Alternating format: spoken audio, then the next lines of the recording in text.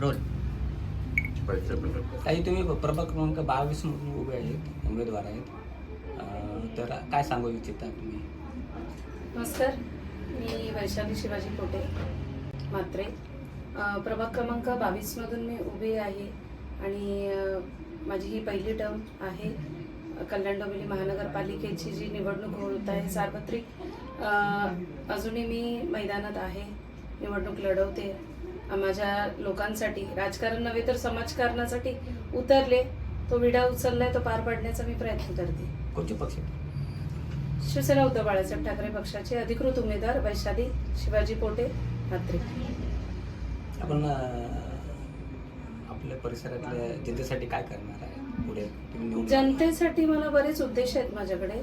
कारण या प्रभागामध्ये बघते मी 2004 पासून बघते की 4च्या अगोदरपासूनच म्हणा की इथे बऱ्याच चाळी आहेत. बरेच प्रभागामध्ये मोस्ट ऑफ मुद्दे मी बघितले. प्रभागामध्ये डेव्हलपमेंट नाही आहे कुठल्याच प्रकारची.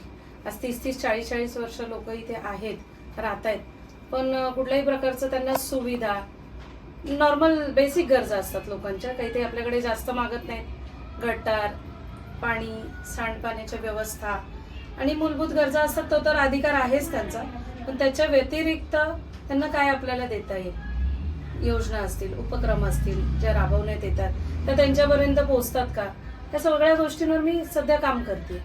आता आपल्या शास्त्री नगर हॉस्पिटलला एका महिलेचा मृत्यू झाला होता, म्हणजे आरोग्य दृष्टिकोनातून आपण कोणते पावले उचलले? एक्झॅक्टली, आरोग्य व्यवस्था बरोबर नाही आहे हे तर आपल्या सगळ्यांनाच माहीत आहे.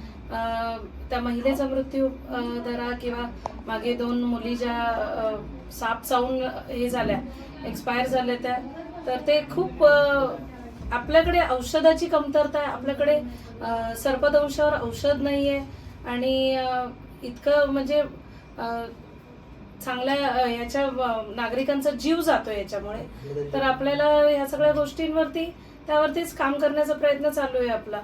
आरोग्य विभाग तर खूप लक्ष देणं गरजेचं आहे आता सध्या आरोग्य विभागासाठी.